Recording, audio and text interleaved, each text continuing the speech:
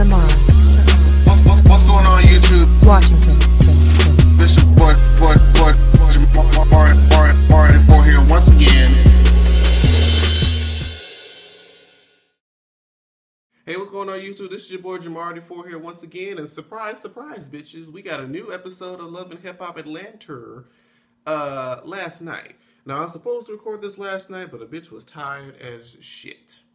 So, and I had work in the morning, so I'm on lunch break now. So I'm here and record this video for y'all right quick, fast, and in a hurry. Well, not quick, fast, because y'all know I don't have to do videos quick, fast no more. Hallelujah. But yeah, we'll go ahead and get right into it. Now, I will say, this was actually probably the best episode of the entire season, in my opinion, as far as quality of an episode, just for me. And it looks like next week's going to be good too. So we'll go ahead and get right into.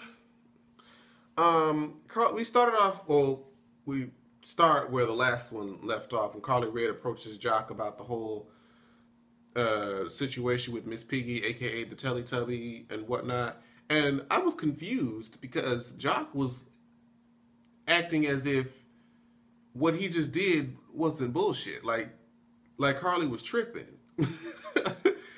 And you lied. You deliberately lied to her face. And not only did you lie to her face, you lied to her face about this bitch too. And she's here. Next to you. And she gonna try to call Carly showing signs of autism and saying something about her pussy looking like cream cheese. Something along those lines. I can't recall at this moment in time, but I just remember thinking to myself, how the fuck are you saying how Carly Rae gets on your nerves when you fucking around on her? I must have missed something. Let me know in the comments below, because the bitch is confused. I was thrown completely off by it and just taken aback, and I just didn't understand. But moving right along, this next scene was also some semi-confusing because Mimi and Deb, I never knew that they knew each other. How do these people know each other? I mean, I guess they can know each other, but I just never would have put them in the same scene just because it seems random. But whatever. They bond over, they have a mutual friend of pain, as Deb calls it, and they instantly start crying, and Mimi talks about how her father tried to call her right before he had, I believe it was his stroke, and she shared that, she was, when Mimi was conceived, her mother was still married to somebody else. So she didn't even meet her father until she was 16 years old. Excuse me. And she and her father became, like this. They came like really, really close from their first conversation. They bonded, having to make up for 16 years. And she confessed that she also still, well, she didn't, I don't know if she said it directly, but she still loves Stevie and is hurt by the man that he's become, I believe. And I understand. And the reason why she's so emotionally invested in this whole ordeal is because, she didn't have her father for a good chunk of her life, and she didn't want that to happen to Eva. She wanted her dad in his life, and she loves her dad. Eva loves Stevie as her father, and, they have this relationship, and I guess she's just hurt by the person that he's become. So, that's, I guess, the root of Mimi's pain, from what we are to understand. And, of course, Deb is, comforting her to, and, able to relate because she also lost her father, and, she just lost her son. So she understands how she's trying to love, do the right thing for her child and all that stuff. So it was a good scene. It was a nice purge of the feelings scene for Mimi. And I'm glad that she finally got that out, because holding on to something like that can take its toll. Like, once you acknowledge what the root of the problem is and just let it out, you feel so much better. So I enjoyed that scene. I enjoyed it. Next we come to Benzino and Titi doing this ghetto love singing song, and something about her voice just I no. it She has more talent than Carly Rae and Jocelyn combined, but still at the same time, it just maybe it was the song. Maybe she sang a different song. Maybe I don't know. Yeah, I don't know. It just didn't. It didn't work for me. It didn't work. But we learned that they wanted to get married so much so that their wedding is in like 2 weeks. Now, I just went to my cousin's wedding this past June, and I know for a fact that they've been planning at a minimum of a year. So I don't know what kind of rinky-dink ass wedding that y'all plan on having, or do y'all just expect VH1 to fund this shit and sponsor it? And I don't know what they're expecting is going to happen, but they've only said that thing for 2 weeks. So yeah, and Benzino talks with Kirk about a prenup, and Kirk is like, "Hey, you need to get that prenup, dog. You know, you don't want to. You want her to have her stuff, and you want you to have your own stuff." And I had to think about it. I'm like, would I get a prenup? And that's a very difficult question to ask because on one end, it's like, for the kind of control freak that I am, it's like we're afraid for things to go wrong.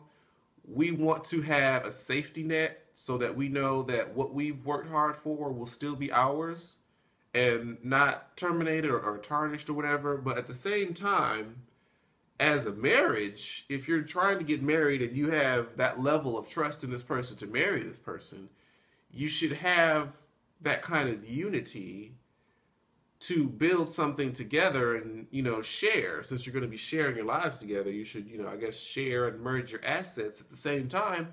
But it's like, what if the shit fucks up? Or like, what if something goes wrong and, somebody's, shows infidelity, and then you got to split stuff in half and you got to give her a part of what you worked for.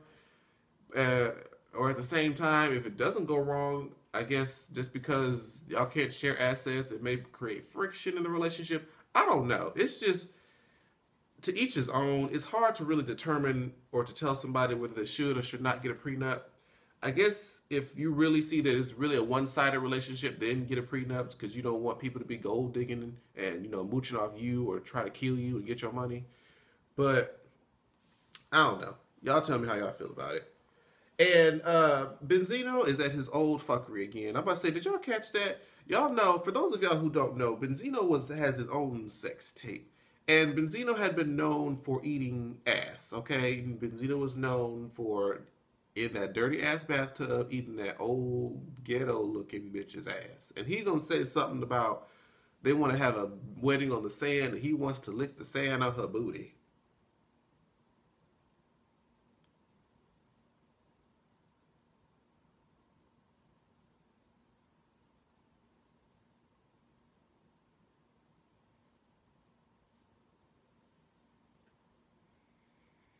You just have to ponder, just like, who says that? To each his own, father. To each his motherfucking own. So, Scrappy and Jock talk about they're in the club, and Jock talks about how Carly pissed him off again. And as I said before, I am confused. And the last thing I wanted to really talk about, because that whole thing, whatever.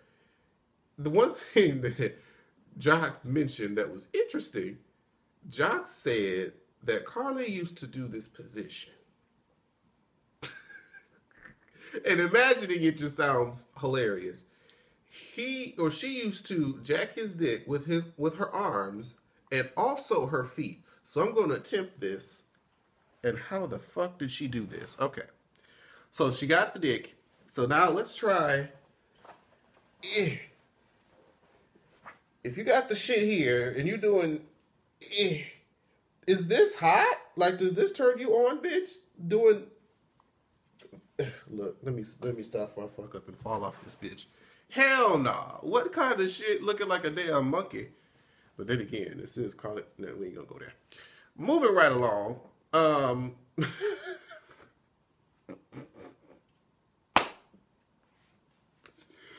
Mimi and Stevie meet up, and Stevie wants to apologize and say sorry for his foul language and what he did. And they fuss and fight about, how you gonna say some dumb shit like that to me on the day that my father died, and I will never do that to you. This, that, and the fourth.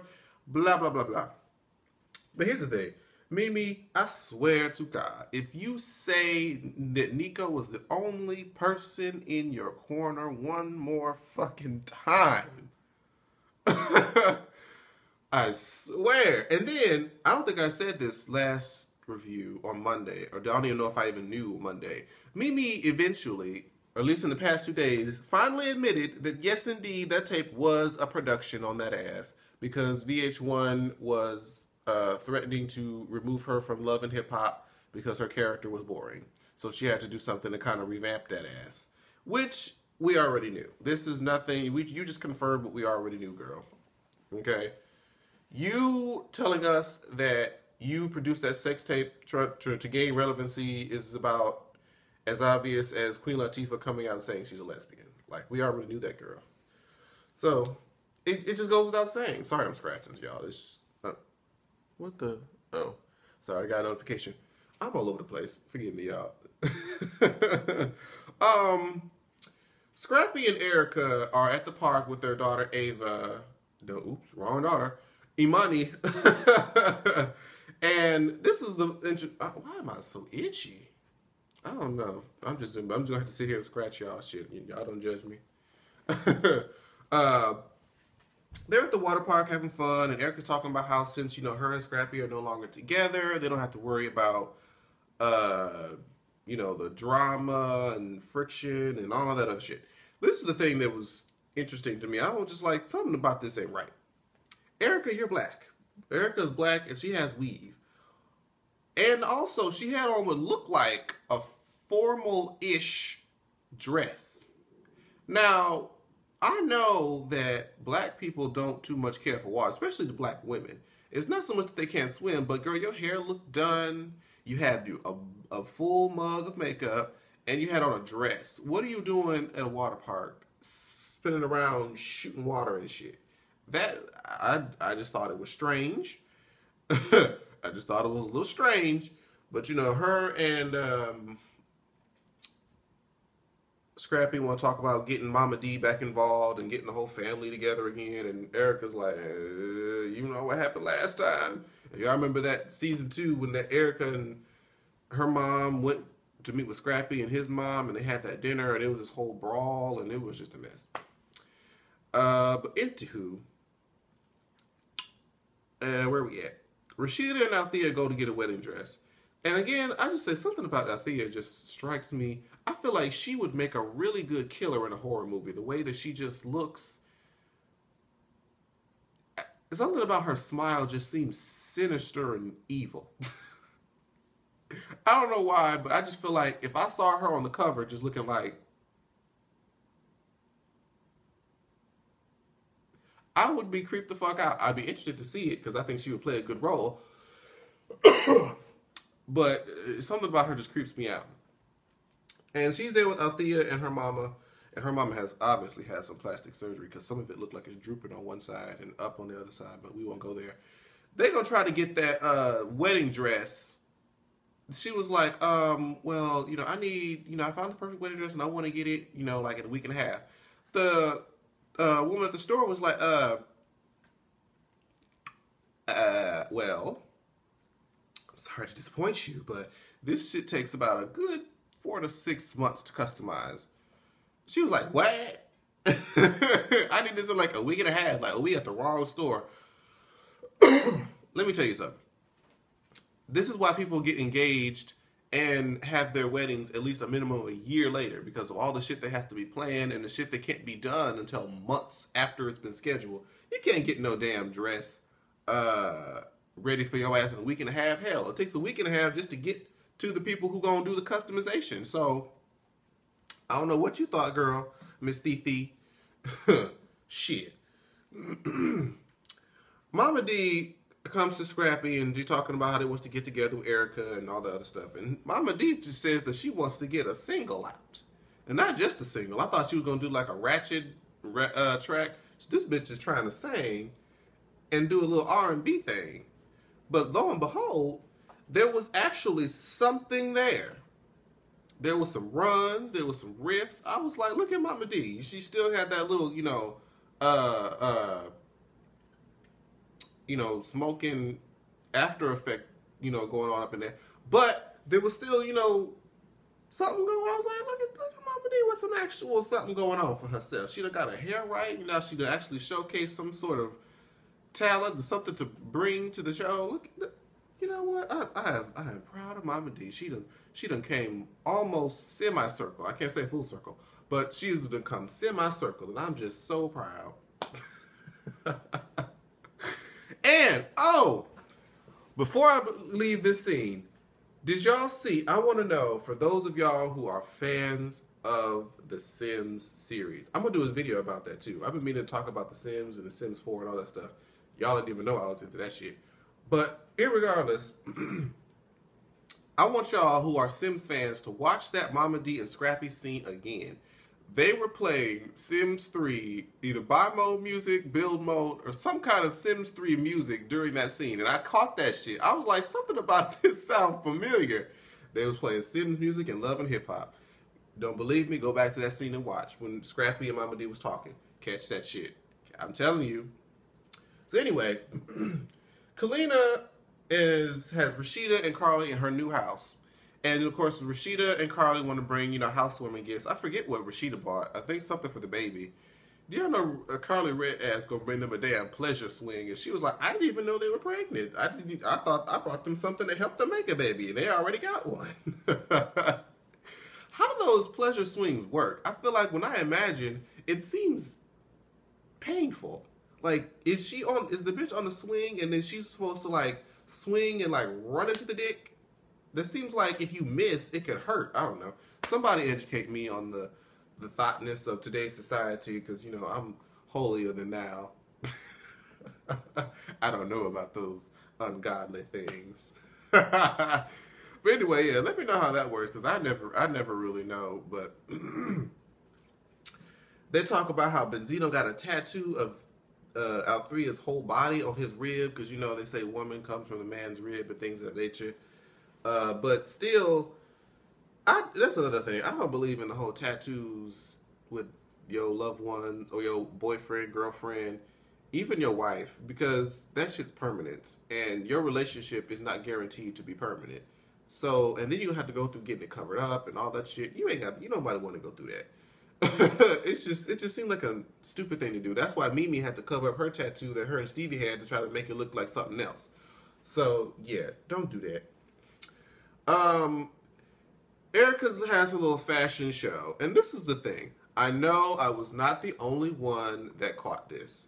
If you remember, when Carly Red and Erica went to that fashion show where they saw Jock and them, did y'all notice that at one scene, Erica was wearing the exact same gold black dress that Carly Red had on just earlier in the same episode?